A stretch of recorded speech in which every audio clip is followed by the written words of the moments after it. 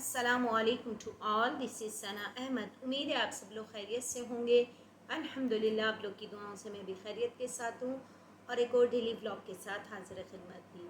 جی ہاں ناظرین و حاضرین، الحمدللہ بلاگنگ کا سلسلہ بدستور جاری و ساری ہے اور اللہ کے فضل و کرم سے ڈیلی کی بنیاد پر آپ کے سامنے میں بلاگ پیش کرتی ہوں۔ بلاگنگ کے آغاز سے پہلے سب سے پہلے ہم اللہ تعالیٰ کی حمد و ثنا کرتے ہیں کہ بے شک تمام تعریف اللہ تعالیٰ کے لیے ہے جو مالک سارے جہاں والوں کا، روزی جزا کا مالک۔ ہم تیری ہی عبادت کرتے ہیں اور تجھ سے ہی مدد چاہتے ہیں۔ ہم کو سیدھا راستہ چلا، راستہ ان کا جن پر تو نے انعام کیا، نہ کہ ان کا جن پر غضب ہوا اور نہ بہکے ہوں کا۔ الہی قبول فرما، آمین ثم آمین۔ ناظرین و حاضرین، جیسا کہ میں نے اپنے پچھلے بلاگ میں حضرت عیسیٰ علیہ السلام کا واقعہ پیش کیا تھا، اسی سلسلے میں ایک اور واقعہ میں پیش کرنا چاہوں گی جس کا عنوان ہے پھولا باغ منٹوں میں تاراج۔ پھولا پھلا باغ جو بولتے ہیں نا، باغات میں ہریالی، سرسبز و شاداب باغات ہیں اور پھلوں سے لدے ہوئے ہیں، اور وہ منٹوں میں کس طریقے سے تاراج ہو گئے، مطلب منٹوں میں کس طریقے سے ریزہ ریزہ ہو گئے۔ تو یہ ایک بہت پیارا سا واقعہ ہے۔ حضرت عیسیٰ علیہ السلام کے آسمان پر اٹھائے جانے کے کچھ دن بعد کا ہی یہ واقعہ ہے کہ یمن میں صنعا شہر سے 2 کوس دوری پر ایک باغ تھا جس کا نام مروان تھا۔ اس باغ کا مالک بہت ہی نفیس، مخلص اور سخی آدمی تھا۔ اس کا دستور تھا کہ پھلوں کو توڑنے کے وقت وہ فقیروں اور مسکینوں کو بلاتا تھا اور اعلان کر دیتا تھا کہ جو پھل ہوا سے گر پڑیں یا جو ہماری جھولی سے الگ جا گریں وہ سب تم لوگ لے لیا کرو۔ اس طرح اس باغ کا بہت سا پھل فقراء و مساکین کو مل جایا کرتا تھا اور وہ بآسانی پھلوں سے اپنی جو تشنگی ہے اس کو مٹاتے تھے۔ پھلوں کی جو بھوک ہوتی ہے وہ اس طریقے سے پھلوں کو استعمال کر کے اپنی خواہش کو پورا کر لیتے تھے پھل کھانے کی۔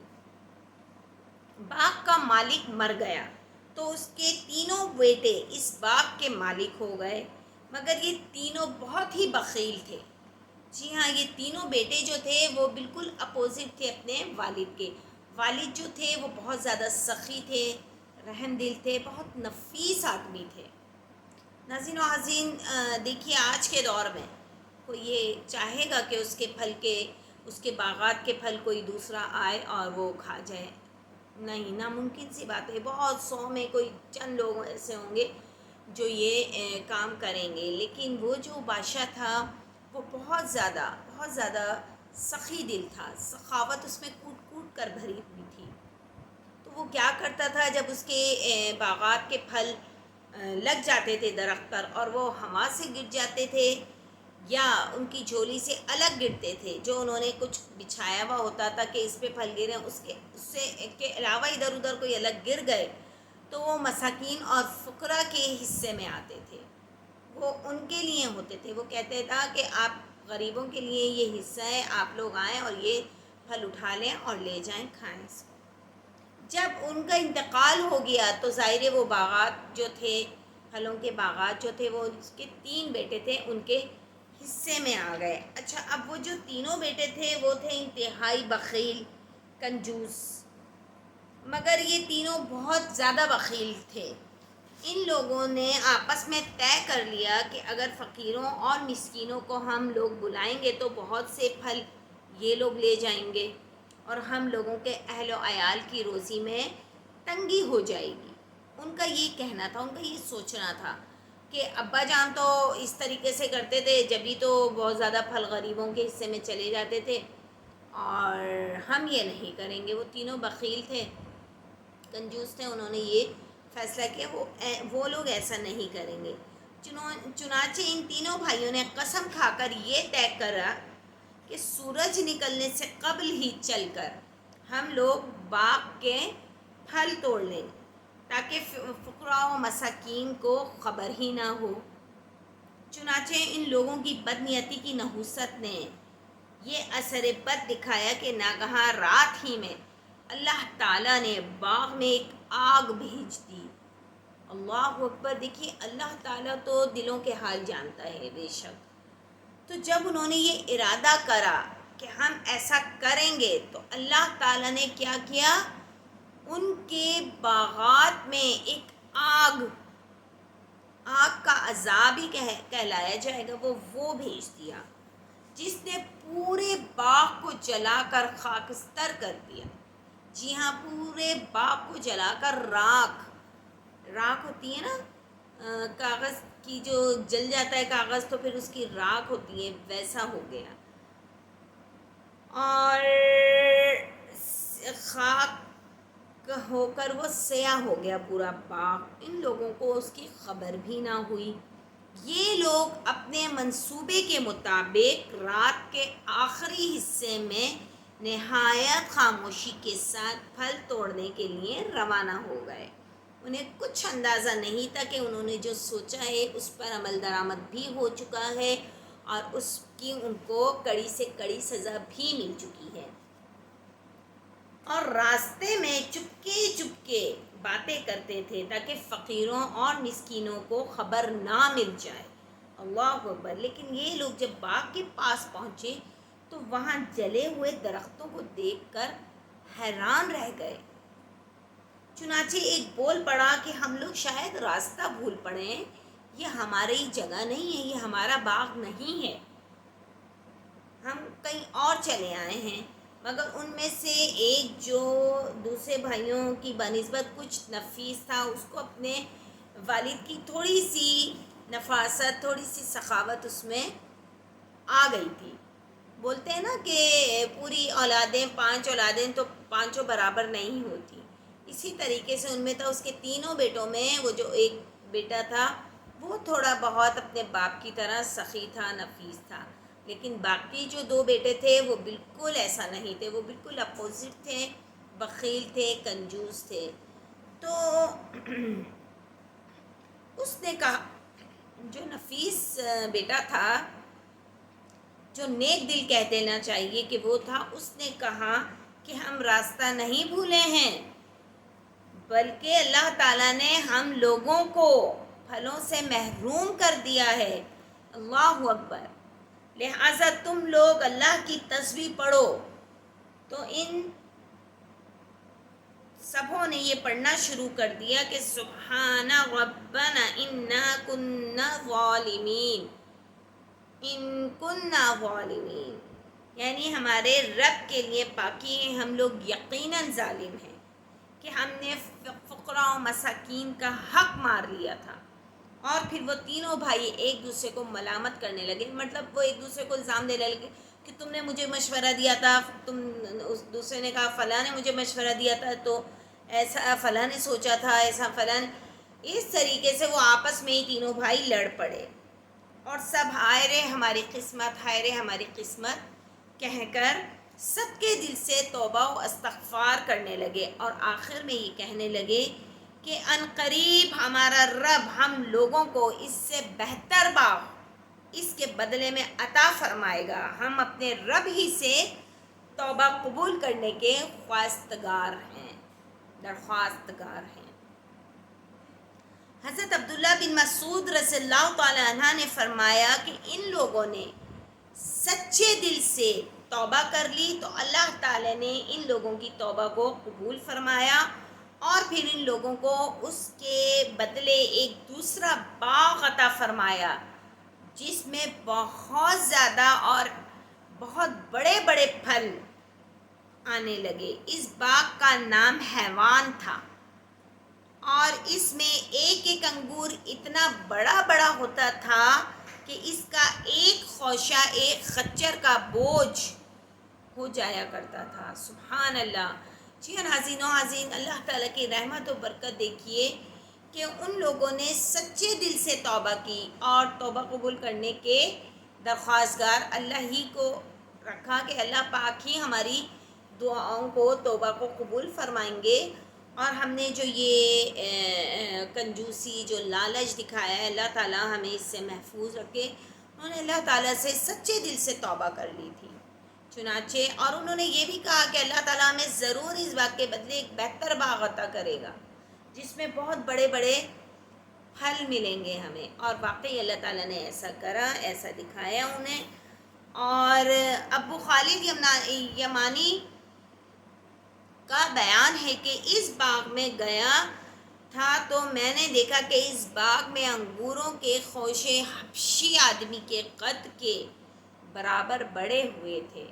اللہ اکبر! دیکھیں ناظرین و عزیز، اللہ تعالیٰ نے کتنی ان پر برکات نازل کر دی، ان پر کتنی اپنی رحمتیں برسا دیں کہ جو ان کا باغ تھا اس سے بڑھ کر اللہ نے ان کو باغ عطا کیا، اس سے بڑھ کر پھل ادا کیے، اور پھل جو تھے وہ کس طریقے سے کیا اعلیٰ درجے کے تھے۔ سبحان اللہ! یہاں ضرور سبحان اللہ بولیں گے کہ اللہ تعالیٰ کی رحمت، اللہ تعالیٰ کی نعمت عطا ہو رہی ہے، اس پر سبحان اللہ کہنا لازمی ہو جاتا ہے۔ تو اس چھوٹے سے واقعے سے ہمیں کیا سبق حاصل ہوتا ہے؟ کچھ تو ہم نے اس سے آؤٹ پٹ لیا ہوگا، کچھ تو ہم نے اس سے نتیجہ اخذ کیا ہوگا، جی ہاں، کہ کنجوسی بری عادت ہے اور لالچ بری بلا ہے، لالچ ایک بری بلا ہے۔ تو ہمیں چاہیے کہ ہم اس واقعے سے یہ سبق حاصل کریں کہ ہمیں سخی ہونا ہے، رحم دل ہونا ہے، نفیس ہونا ہے، اپنی چیز کو شیئر کرنا ہے۔ اگر تھوڑی سی بھی ہمارے پاس چیزیں ہم وہ 4 لوگوں میں بیٹھ کر کھا لیں یا 4 لوگوں میں تقسیم کر لیں، یا اس کا 1/4 حصہ غریب اور مسکینوں کے لیے وقف کر دیں، تو اللہ تعالیٰ اس میں کتنی برکت ڈال دے گا کہ ہمیں اندازہ بھی نہیں ہو سکتا، اور وہ چیز نہ ختم ہونے کا باعث بن جائے گی۔ مطلب وہ چیز دن بدن بڑھتی ہی جائے گی، گھٹے گی نہیں۔ جس طریقے سے اگر ہم کسی غریب کی پیسے سے مدد کرتے ہیں، یا کسی فقیر کو کھانا کھلا دیتے ہیں، کسی مسکین کی مدد کر دیتے ہیں، تو آپ دیکھیں ناظرین و عزیز، اللہ تعالیٰ کے یہ چیز اللہ تعالیٰ کے پاس جمع ہو گئی۔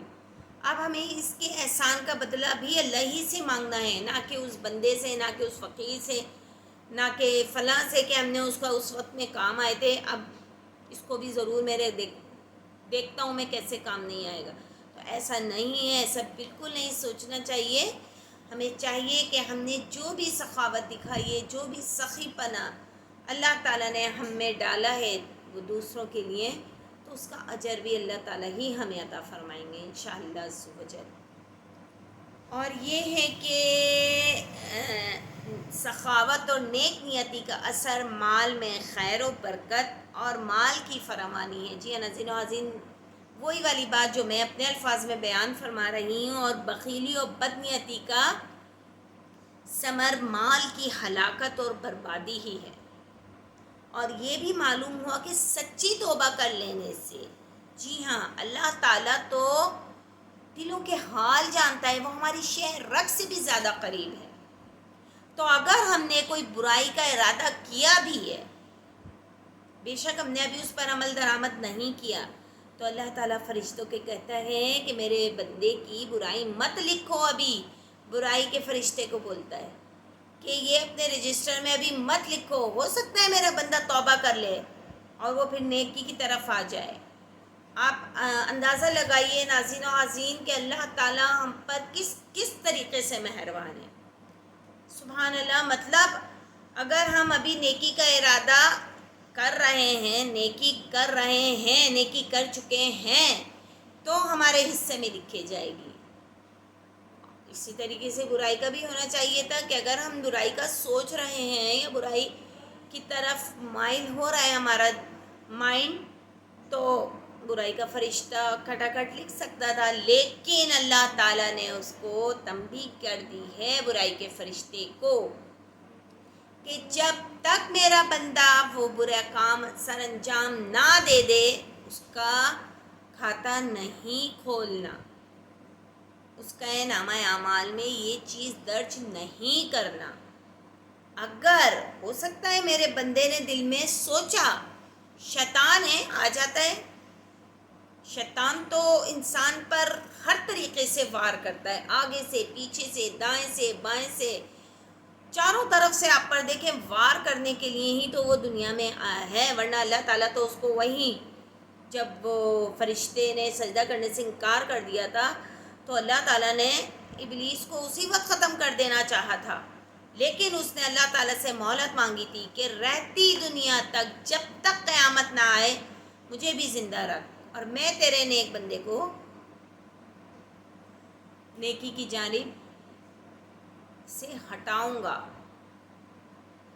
اور جو سیدھا راستے پہ جو لوگ چل رہے ہیں ان کو گمراہ کروں گا۔ اللہ اکبر۔ لیکن اللہ تعالیٰ نے بھی بولا ٹھیک ہے میں تیری یہ بات مان لیتا ہوں، لیکن میرا بھی جو نیک بندہ ہوگا وہ تیری باتوں میں نہیں آئے گا، وہ تجھ پر لعنت ملامت کرے گا اور میرے نیکی کی طرف صراط المستقیم کی جانب چل پڑے گا۔ اور الحمدللہ مسلمانوں کی تعداد دن بدن بڑھتی ہی جا رہی ہے، اور فرشتے کی ہم جو نیکی کا فرشتہ ہے وہ ہمارے نامہ اعمال نیکی کی اس میں لکھتا ہے، اور جو برائی کا ہے وہ الٹے ہاتھ پہ فرشتہ ہوتا ہے، وہ برائی لکھ رہا ہوتا ہے۔ تو برائی کا جو فرشتہ ہوتا ہے وہ اس وقت تک برائی نہیں لکھتا جب تک ہم وہ سر انجام نہ دے دیں۔ جہاں ہم نے وہ کام کر دیا اس نے ہمارا اعمال لکھ دیے، لیکن اگر ہم نے خالی سوچا ہی تھا اور پھر ہم نے اللہ تعالیٰ سے سچے دل سے معافی مانگ لی تو اللہ تعالیٰ پھر ہمیں معاف بھی کر دیں گے اور وہ ہمارا نامہ اعمال نیکی کی جانب گامزن ہو جائیں گے۔ سبحان اللہ۔ اللہ تعالیٰ تو ہمیں قدم قدم پہ نیکی کی جانب لے کے جا رہے ہیں، قدم قدم پہ ہمیں شیطان سے برائی سے بچاتے ہیں، لیکن ہم ہی جو ہے نا وہ بے راہ روی کا شکار ہو جاتے ہیں۔ ناظرین و حاضرین، اللہ پاک سے دعا ہے کہ اللہ تعالیٰ ہمیں نیکی کی جانب گامزن ہونے کی توفیق عطا فرمائے، آمین، اور برائی سے بچائے، برے کاموں سے، بری عادتوں سے، بری نگاہوں سے، برے کاموں سے محفوظ رکھے اللہ پاک ہم سب کو اپنے حفظ و امان میں رکھے، آمین ثم آمین۔ تو یہاں کیا ہے، ہمیں یہ سبق ملتا ہے کہ سچ ہے ذالک فضل اللہ یؤتیہ من یشاء واللہ ذو الفضل العظیم، بے شک اللہ تعالیٰ کا فضل بہت بڑا ہے۔ ایک اور اسی طریقے سے اسی حوالے سے ریلیٹڈ ایک قصہ ہے، ایک اور عجیب مقدمہ ہے۔ یہ مقدمہ کیا ہے، حضرت داؤد علیہ السلام کے دربار میں ایک عجیب مقدمہ ہوا۔ وہ کیا ہوا وہ بھی میں آپ کے ساتھ شیئر کروں گی۔ بڑے پیارے اور تاریخی واقعات ہیں ناظرین و عزیز۔ یہ اگر میں پڑھنے بیٹھتی ہوں یقین کریں نہ مجھے صبح کا ہوش ہوتا ہے، نہ پھر شام کا ہوش ہوتا ہے، نہ رات کا۔ اگر میں کتاب لے کے بیٹھ جاؤں تو دل چاہتا ہے تمام قصے آج ہی پڑھ لوں، آج ہی ساری معلومات میں اضافہ ہو جائے اور آج ہی میں آپ لوگوں کو ڈیلیور کر دوں۔ میری تو حتی الامکان یہ کوشش ہوتی ہے، لیکن یہ کہ انسان ظاہر ہے دنیا کا دستور ہے، دنیا کا رواج ہے، جب ڈیلی کی بنیاد پر کام ہوتا ہے، صبح اٹھتے ہیں، اللہ کی حمد و ثنا کرتے ہیں، گھر کے کام کاج کرتے ہیں، بچوں کو دیکھتے ہیں، اس کے بعد جہاں اپنی جاب ہوتی ہے اس کو سر انجام دیتے ہیں، پھر کھانا پکانا یہ وہ، بہرحال پورا یہ سسٹم اللہ کے تحت چل رہا ہے اور اللہ پاک چلا رہا ہے الحمدللہ۔ لیکن یہ واقعات ناظرین و حاضرین اتنے بہترین واقعات ہیں کہ ہماری روزمرہ زندگی پر بہت بہت مثبت طریقے سے اثر انداز ہوتے ہیں۔ تو اسی طریقے کا ایک میں آپ کے سامنے قصہ بیان کروں گی۔ حضرت داؤد علیہ السلام کے دربار میں عجیب مقدمہ آیا۔ حضرت داؤد علیہ السلام کی 99 بیویاں تھیں۔ اس کے بعد آپ نے ایک اور دوسری عورت کو نکاح کا پیغام دیا، جس کو ایک مسلمان نے پہلے ہی سے پیغام بھیجا ہوا تھا، لیکن آپ کا پیغام پہنچنے کے بعد عورت کے اولیاء دوسری کی طرف بھلا کب اور کیسے توجہ کر سکتے تھے؟ ظاہر ہے اس کے پاس دوسری طرف سے بھی ایک پیغام پہلے سے ہی آیا ہوا تھا۔ آپ سے نکاح ہو گیا، یہ بات شرعاً ناجائز تھی، نہ اس زمانے کے رسم و رواج کے خلاف تھی، لیکن حضرات انبیاء کرام علیہ السلام کی شان بہت ہی عرفہ و اعلیٰ ہے۔ یہ کام آپ کے منصب عالی کے مناسب نہ تھا۔ ظاہر ہے آپ کو پیغمبر کا رتبہ عطا ہوا ہے، تو پھر یہ اللہ تعالیٰ اس لیے اللہ تعالیٰ کی مرضی یہ ہوئی کہ آپ کو اس پر متنبع اور آگاہ کر دیا جائے۔ جی ہاں، چنانچہ اس کا ذریعہ یہ بنایا کہ فرشتے مدعی اور مدعی علیہ بن کر آپ کے دربار میں ایک مقدمہ لے کر آئے۔ کون آئے؟ فرشتے آئے حضرت داؤد علیہ السلام کی عدالت میں، اور بجائے دروازے سے داخل ہونے کے دیوار پھاند کر مسجد میں آئے۔ آپ ان لوگوں کو دیوار پھاندتے دیکھا تو کچھ گھبرا گئے، تو فرشتوں نے کہا کہ آپ نہ ڈریں، ہم دو فریق ہیں کہ ایک دوسرے پر زیادتی کی ہے، لہٰذا آپ ہمارا ٹھیک فیصلہ کر دیں اور ہمیں سیدھی راہ بھی بتا دیجئے۔ ہمارا مقدمہ یہ ہے کہ میرا یہ بھائی، اس کے پاس 99 دمبیاں ہیں۔ جی ہاں، اب انہوں نے کیا کیا فرشتوں نے کہ انہوں نے بولا کہ میرا یہ بھائی ہے، اس کے پاس 99 دمبیاں ہیں اور میرے پاس ایک دمبی ہے، دمبی ہوتے نا، تو وہ ہے۔ اب یہ کہتا ہے کہ تو اپنی ایک دمبی بھی میرے حوالے کر دے، اور اس بات کے لیے مجھ پر دباؤ ڈالتا ہے۔ یہ سن کر حضرت داؤد علیہ السلام نے فوراً یہ فیصلہ فرما دیا کہ بے شک یہ زیادتی ہے کہ وہ تیری دمبی کو اپنی دمبیوں میں کیسے شامل کر سکتا ہے، اور اس میں کوئی شک نہیں کہ اکثر ساجھے والے ایک دوسرے پر زیادتی کر دیتے ہیں، بجز ان لوگوں کے جو صاحب ایمان اور نیک عمل ہوں، اور ایسوں کی تعداد بہت کم ہی ہے۔ مقدمے کا فیصلہ سنا کر حضرت داؤد علیہ السلام کا ماتھا ٹنکا۔ جی ہاں، اب ان کے ماتھے پر پسینہ، اور انہوں نے سمجھ لیا کہ اس مقدمے کی پیشی در حقیقت یہ میرا امتحان تھا۔ جی ہاں، حضرت داؤد علیہ السلام نے یہ محسوس کر لیا کہ یہ اللہ تعالیٰ کی طرف سے میرا امتحان لیا گیا تھا، چنانچہ فوراً آپ سجدے میں گر پڑے اور خدا سے معافی مانگی کہ اللہ تعالیٰ آپ مجھے معاف کر دیں، اور اللہ پاک نے آپ کو معاف فرما دیا۔ چنانچہ قرآن مجید میں ہے، سورۃ الصاد کی رکوع نمبر 2 پارہ نمبر 23 میں، فَغَفَرْنَا لَهُ ذَلِكَ وَإِنَّ لَهُ عِندَنَا لَزُلْفَىٰ وَحُسْنَ مَآبٍ عِندَنَا لَزُلْفَىٰ وَحُسْنَ مَآبٍ يَا دَاوُودُ إِنَّا جَعَلْنَاكَ خَلِيفَةً فِي الْأَرْضِ فَاحْكُم بَيْنَ النَّاسِ بِالْحَقِّ وَلَا تَتَّبِعِ الْهَوَىٰ فَيُضِلَّكَ عَن سَبِيلِ اللَّهِ۔ تو ہم نے حضرت داؤد کو معاف کر دیا، اور بے شک ان کے لیے ہماری بارگاہ میں ضرور قرب اور اچھا ٹھکانہ ہے۔ اے داؤد، بے شک ہم نے تمہیں زمین میں نائب بنایا ہے، تو لوگوں میں ٹھیک فیصلہ کیجئے اور خواہش کی پیروی نہ کیجئے، ورنہ آپ کو راہ سے بہکا دے گی۔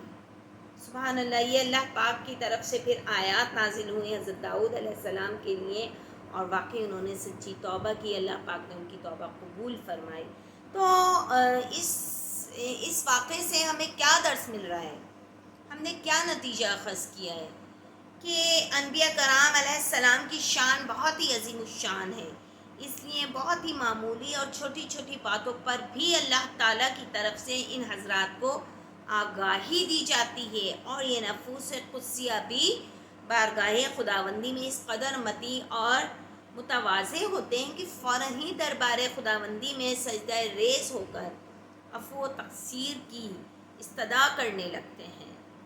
مثل مشہور ہے کہ حسنات الابرار سیئات المقربین، یعنی نیک لوگوں کی نیکیاں مقربین کے لیے خطاؤں کا درجہ رکھتی ہی کیوں نہ ہو، جن کے رتبے ہیں ان کو سوا مشکل ہے۔ سبحان اللہ، یہاں دیکھیے اللہ پاک نے ابھی حضرت داؤد علیہ السلام نے وہ کام کیا نہیں تھا، انہوں نے اس عورت سے نکاح نہیں کر لیا تھا، اللہ تعالیٰ نے فوراً ان کی اصلاح کے لیے 2 فرشتوں کو ایک عام سا انسان بنا کر ان کو رفیق کے طور پر فریق، دونوں ایک دوسرے کے فریق بن کر آئے اور ایک مقدمہ لے کر آئے دمبیوں کا، کہ ایک کے پاس 99، ایک کے پاس ایک دمبی ہے، اور 99 والا دمبی والا بولتا ہے کہ یہ ایک دمبی میں مجھے دے دو، تو کیوں کر اس کی چیز پر حق جما سکتا ہے، ناجائز، نا حق۔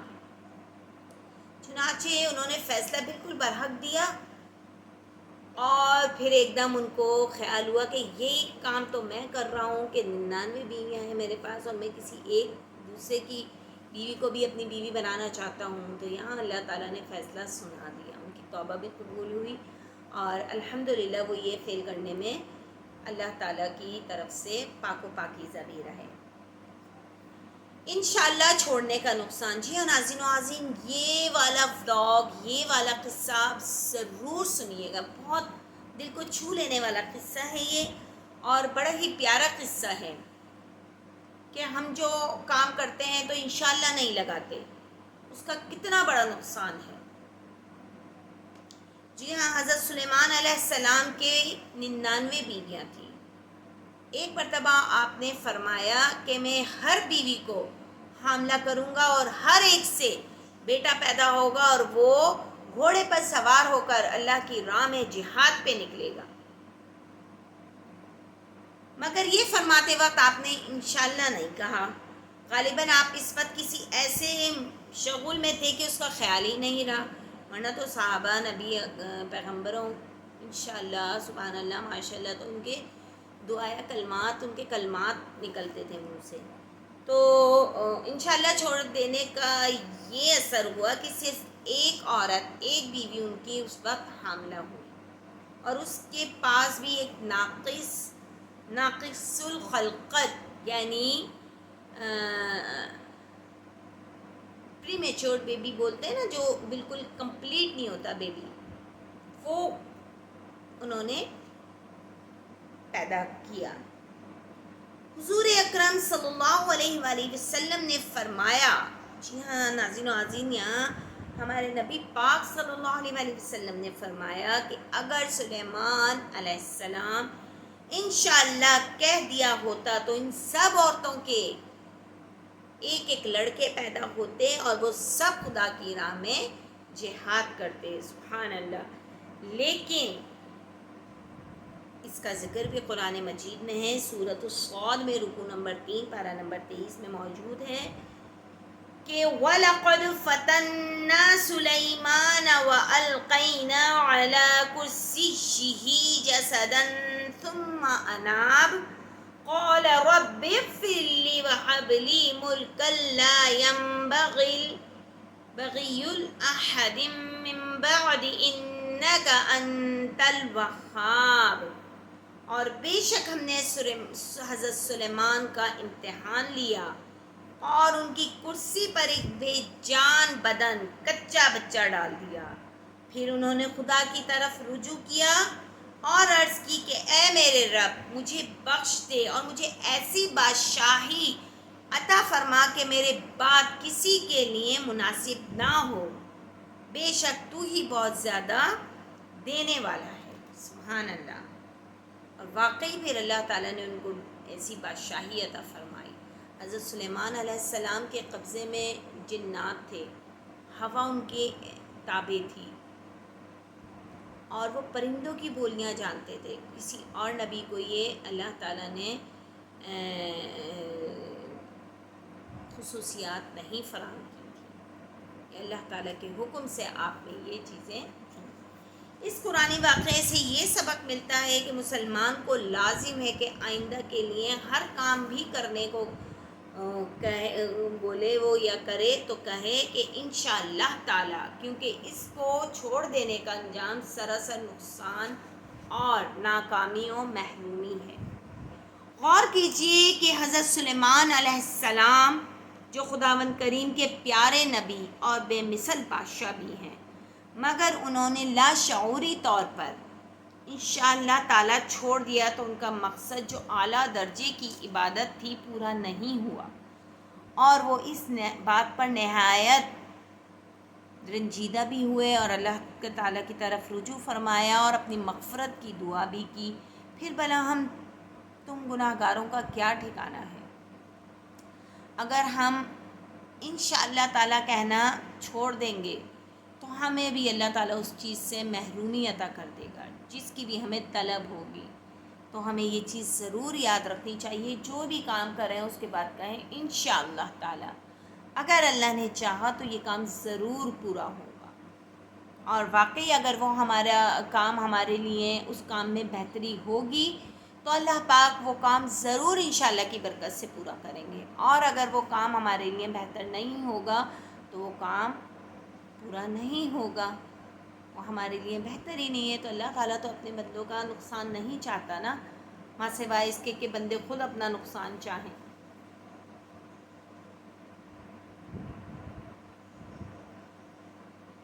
چنانچہ اللہ تعالیٰ نے اپنے حبیب محمد صلی اللہ علیہ وآلہ وسلم کو یہ حکم صادر فرما دیا کہ اور پیغمبر ہرگز کسی بات کو نہ کہنا کہ میں یہ کل کر دوں گا، یہ کہ اللہ چاہے، اور اپنے رب کو یاد کرو جب تم بھول جاؤ۔ سبحان اللہ۔ جی ہاں ناظرین و حاضرین، یہ واقعہ مجھے پڑھا تو واقعی رونگٹے کھڑے ہو جاتے ہیں انسان کے کہ ہم کتنی غفلت میں ہیں۔ ایک انشاءاللہ نہ کہنے کا کتنا بڑا نقصان حضرت سلیمان علیہ السلام کو ہوا تھا کہ اگر ان کی 99 بیویاں تھیں اور وہ ان کو حاملہ کرتے اور ان سے بیٹے پیدا ہوتے اور وہ سب کے سب اللہ کی راہ میں جہاد کرتے، کاش وہ انشاءاللہ بول دیتے تو اللہ تعالیٰ ان کو وہ چیز کر کے بھی دکھاتے۔ تو اللہ تعالیٰ نے ان کی اس انشاءاللہ نہ کہنے کی کیا ایک ان کو سزا ملی، سزا ہی کہنا چاہیے کہ ان کی ایک بیوی سے، ایک عورت سے ایک لڑکا پیدا ہوا تھا جو کہ پری میچورڈ بیبی تھا، مطلب انکمپلیٹ تھا، وہ کمپلیٹ نہیں تھا۔ تو اللہ تعالیٰ نے وہ ان کو سزا کے طور پر ان کے سامنے لا کھڑا کرا کہ دیکھو اگر انشاءاللہ کہہ دیتے تو ایسے 99 لڑکے پیدا ہوتے، اور واقعی اللہ تعالیٰ ایسا کرتے۔ تو انشاءاللہ کو اپنی لائف میں ضرور شامل رکھیں، اور یہ انشاءاللہ تعالیٰ ہر کام میں بول دیا کریں، انشاءاللہ میں وہاں ضرور جاؤں گا، انشاءاللہ تعالیٰ یہ کام ضرور ہو جائے گا اگر اللہ نے چاہا تو۔ اس کا یہی تو مطلب ہے انشاءاللہ اللہ نے چاہا تو۔ اور اللہ تعالیٰ کیوں کر نہیں چاہے گا اپنے بندے کے وہ کام جس میں نیکی ہو، جس میں اعمال اچھے ہوں، جو کسی کے لیے بھلائی ہو۔ تو ناظرین و حاضرین، یہ مجھے واقعہ بہت پسند آیا تھا۔ اور ایک اور واقعہ ہے کہ 4 قابل عبرت عورتیں کون ہیں وہ؟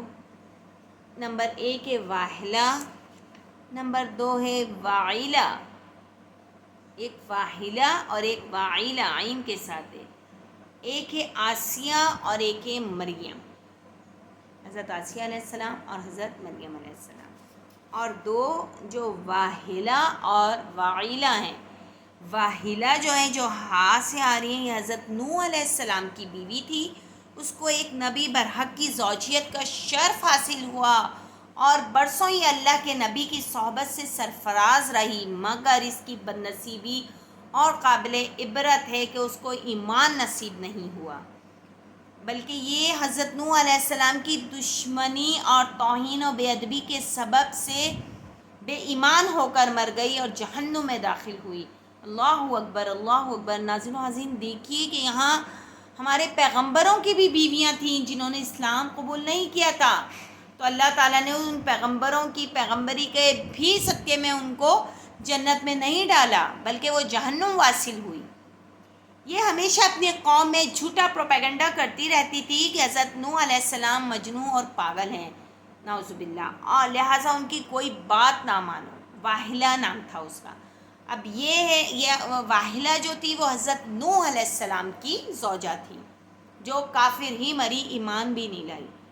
اب دوسری ہے واعلہ، یہ حضرت لوط علیہ السلام کی بیوی تھی، یہ بھی اللہ کے ایک جلیل القدر نبی ہیں، اور یہ بھی اپنی زوجیت و صحبت سے بھرپور اس نے زندگی گزاری حضرت لوط علیہ السلام کے ساتھ، مگر اس کے سر پر بدنصیب کا ایسا شیطان سوار تھا کہ سچے دل سے بھی کبھی ایمان نہ لائی، بلکہ عمر بھر منافق رہی اور منافقوں کا ساتھ دیتی رہی اور نفاق کو چھپاتی رہی۔ جب قوم لوط پر عذاب آیا اور پتھروں کی بارش ہونے لگی، اس وقت حضرت لوط علیہ السلام اپنے گھر والوں اور مومنین کو ساتھ لے کر بستی سے باہر چلے گئے تھے۔ وائلہ بھی آپ کے ساتھ تھی۔ آپ نے فرما دیا تھا کہ کوئی شخص بستی کی طرف نہ دیکھے ورنہ وہ بھی اس عذاب میں گرفتار ہو جائے گا، مبتلا ہو جائے گا۔ چنانچہ آپ کے ساتھ والوں میں سے کسی نے بھی مڑ کر بستی کی طرف نہ دیکھا اور سب محفوظ رہے، لیکن وائلہ چونکہ منافق تھی، اس نے حضرت لوط علیہ السلام کے فرمان کو ٹھکرا کر بستی کی طرف دیکھ لیا اور شہر کو الٹ پلٹ دیکھ کر چلانے لگی، ہائے رے میری یہ قوم۔ یہ الفاظ زبان سے نکلتے ہی اس کے نام کا بھی ایک پتھر، جی ہاں، جو آسمان سے پتھروں کی بارش ہو رہی تھی، جو منافقین تھے، جو بے ایمان تھے، جو ایمان نہیں لائے تھے، اس ہر پتھر پہ اس بندے کا نام تھا، اور وہ پتھر ڈائریکٹ اسی کے سر پر لگتا تھا اور وہ وہیں ڈھیر ہو جاتا تھا، ہلاک کر دیا جاتا تھا۔ یہ عذاب اللہ پاک کی طرف سے تھا حضرت لوط علیہ السلام کی قوم پر، جو ایمان نہیں لائے تھے، جو نہایت جو کہنا چاہیے نا کہ وہ بہت زیادہ منافق قوم تھی، اور ان کی جو بیوی تھی وہ ان منافقوں سے ملی ہوئی تھی۔ چنانچہ جب وہ یہ کہنے لگی، اس نے اللہ تعالیٰ کی طرف سے حکم ہوا تھا حضرت لوط علیہ السلام کو کہ جب عذاب نازل ہوگا تو اپنی ساتھ جو ایمان والے لوگ ہوں گے ان کو کہنا کہ پیچھے مڑ کر نہ دیکھیں بستی کی طرف، بس آگے آگے نکلتے جائیں۔ جس نے پیچھے مڑ کر دیکھا وہ اس میں مبتلا ہو جائے گا، عذاب میں۔ چنانچہ آپ کی جو بیوی تھی وہ تو آلریڈی تھی منافق نا، اس میں نفاق کوٹ کوٹ کر بھرا ہوا تھا۔ تو وہ اس نے کیا کیا، جب جیسے ہی عذاب آیا اور آپ علیہ السلام اپنے ایمان والے دوستوں کے ساتھ جب آگے چل پڑے تو اس نے ایک دم بستی کی طرف پیچھے مڑ کر دیکھا اور بولا، ہائے رے میری قسمت، ہائے رے میری قوم۔ یہ کہنا تھا کہ اس کے نام کا بھی پتھر اس پر آ کر گرا لگا اور وہ اسی وقت وہاں جہنم واصل ہوئی، ختم ہو گئی، ہلاک ہو گئی، اور اس کا ٹھکانہ اللہ تعالیٰ نے جہنم منتخب کیا۔ اب دیکھیے ناظرین و عازرین، یہ دونوں نبیوں کی بیویاں تھیں، پیغمبروں کی بیویاں تھیں، جو اللہ تعالیٰ کا پیغام دنیا میں لائے تھے، جو اللہ کا پیغام اپنی قوم کو پہنچا رہے تھے، جو اللہ تعالیٰ کے نہایت پسندیدہ بندوں میں تھے، جو اللہ تعالیٰ نے ان کو پیغمبریت، نبوت، سلطنت ان کے حوالے کی تھی۔ تو کیا ان کی بیویوں کے ٹھاٹھ نہیں ہو جانے تھے؟ لیکن وہ بیویاں جو منافق رہیں، جنہوں نے اللہ پر ایمان نہیں لائیں، تو اللہ تعالیٰ نے بھی ان کو عذاب میں مبتلا کیا اور جہنم واصل کیا۔ لیکن ناظرین و عازرین، یہاں نمبر 3 ہے آسیہ۔ اب آسیہ کون تھی؟ آسیہ بنت مزاحم رضی اللہ تعالیٰ عنہا، یہ فرعون کی بیوی تھیں، یہ فرعون کی بیوی ہیں، جی ہاں، فرعون وہی شیطان۔ فرعون تو حضرت موسیٰ علیہ السلام کا بدترین دشمن تھا، لیکن حضرت آسیہ علیہ السلام نے جب جادوگروں کو حضرت موسیٰ علیہ السلام کے مقابلے میں مغلوب ہوتے دیکھ لیا تو فوراً ان کے دل میں ایمان کا نور چمک اٹھا اور ایمان لے آئیں۔ اللہ اکبر! اللہ پاک نے ان کے دل میں ایمان کی روشنی منور کر دی اور انہوں نے کلمہ پڑھ کر مسلمان ہوئیں۔ جب فرعون کو خبر آئی تو اس ظالم نے ان پر بڑے مظالم ڈھائے، بڑے عذاب کیے، بہت زیادہ زوتکوب کے بعد نخا کر دیا، یعنی 4 کھنٹیاں گاڑ کر حضرت آسیہ رضی اللہ تعالیٰ عنہ کے چاروں ہاتھ پیروں میں لوہے کی میخیں ٹھونک کر چاروں کھنٹیوں میں اس طرح جکڑ دیا کہ وہ ہل بھی نہیں سکتی تھی، اور پھر بھاری پتھر ان کے سینے پر رکھ کر دھوپ کی تپش میں ڈال دیا۔ اللہ اکبر! اتنا سخت ظلم اپنی بیوی پر کیا اس نے اور دانا پانی بن کر دیا، لیکن ان مصائب و شدائد پر آپ اپنے ایمان پر قائم و دائم رہیں اور فرعون کے کفر سے خدا کی پناہ اور جنت کی دعائیں مانگتی رہی۔ سبحان اللہ، یعنی اس وقت بھی آپ نے کفر کا ساتھ نہیں دیا کہ اتنے مجھ پر مظالم ہو رہے ہیں تو میں ایمان سے ہٹ جاؤں، نہیں ناظرین و حاضرین، وہ پختہ ایمان لائیں، پختہ ایمان پر قائم رہیں اور جنت کی طلبگار رہیں، اللہ تعالیٰ سے دعائیں کرتی رہیں، اور اسی حالت میں ان کا خاتمہ بالخیر ہو گیا اور وہ جنت میں داخل ہو گئیں۔ اور ابن کیسان کا قول ہے کہ وہ زندہ ہی اٹھا کر جنت میں پہنچا دی گئیں۔ سبحان اللہ ناظرین و حاضرین، مطلب جو وہ عذاب دے رہا تھا، جو وہ ظلم ان پر ڈھا رہا تھا، بظاہر تو وہ ہمیں لگ رہا تھا کہ وہ ان پر بہت زیادہ ظلم ہو رہا ہے، لیکن اللہ تعالیٰ اپنے بندے پر بے جا ظلم نہیں کرواتا۔ اور وہ تو وہ کر رہا تھا نا، فرعون جو تھا اس کا شوہر، ان کا شوہر، کیونکہ انہوں نے تو اسلام قبول کر لیا تھا، ان کے دل میں اللہ پاک نے اسلام کی روشنی ڈال دی۔ تو ناظرین و حاضرین، کیا اللہ تعالیٰ حضرت نوح علیہ السلام اور حضرت لوط علیہ السلام کی بیویوں کے دل میں بھی روشنی نہیں ڈال سکتے تھے؟ لیکن یہ عبرت کا نشانہ تھیں، یہ رہتی دنیا تک عبرت تھیں۔ جبھی تو اللہ پاک نے دکھا دیا کہ میں پیغمبروں کی بیویوں کو دوزخ میں ڈال سکتا ہوں، لیکن ایک فرعون، ایک شیطان، ایک کافر، ایک مردود خبیث کی بیوی کو میں جنت کی راہوں میں پہنچا دیتا ہوں۔ سبحان اللہ، تو اللہ چاہے تو کیا نہیں ہو سکتا۔ وہی بات ہے ناظرین و حاضرین، وہی میرا خوبصورت سی آیات میرے فوراً منہ میں آ جاتی ہیں کہ وَتُعِزُّ مَن تَشَاءُ وَتُذِلُّ مَن تَشَاءُ بِيَدِكَ الْخَيْرُ إِنَّكَ عَلَىٰ كُلِّ شَيْءٍ قَدِيرٌ۔ بے شک یہاں دیکھیے کتنی پرفیکٹ بیٹھتی ہے کہ اللہ تعالیٰ جسے چاہے عزت دے، جسے چاہے ذلت دیتا ہے، اور بے شک اللہ پاک ہر چیز پر قدرت رکھتا ہے۔ ایک حضرت آسیہ علیہ السلام جو جنت میں گئی، دوسری جو چوتھی خاتون تھیں وہ حضرت مریم علیہ السلام، مریم بنت عمران رضی اللہ تعالیٰ عنہ۔ آل عمران جو نازل ہوئی ہے ناظرین و حاضرین تیسرے پارے سے، تو وہ بھی حضرت مریم علیہ السلام سے ہی متعلق ہے کہ یہ حضرت عیسیٰ علیہ السلام کی والدہ ہیں۔ چونکہ حضرت عیسیٰ علیہ السلام ان کی شکم سے بغیر باپ کے پیدا کیے گئے، اس لیے ان کی قوم نے لعن طعن اور بدگوئیوں سے ان کو بڑی بڑی ایذائیں پہنچائیں، مگر یہ صابرہ رہ کر اتنے بڑے بڑے مراتب و درجات سے سرفراز ہوئی کہ اللہ تعالیٰ نے قرآن مجید میں ان کی مدح و ثنا کا بار بار خطبہ ارشاد فرمایا۔ ان چاروں عورتوں کے بارے میں قرآن مجید میں سورہ تحریم میں فرما دیا، جس کا ترجمہ یہ ہے: اللہ تعالیٰ کافروں کی مثال دیتا ہے جیسے حضرت نوح علیہ السلام کی عورت واحلہ اور حضرت لوط علیہ السلام کی عورت وائلہ، یہ دونوں ہمارے دو مقرب نبیوں کے نکاح میں تھیں۔ پھر ان دونوں نے ان دونوں سے دغا کی تو وہ دونوں پیغمبران ان عورتوں کے کچھ کام نہ آئے، اور ان دونوں عورتوں کے بارے میں اللہ کا فرمان ہو گیا کہ تم دونوں جہنمی عورتوں کے ساتھ جہنم میں داخل ہو جاؤ۔ اور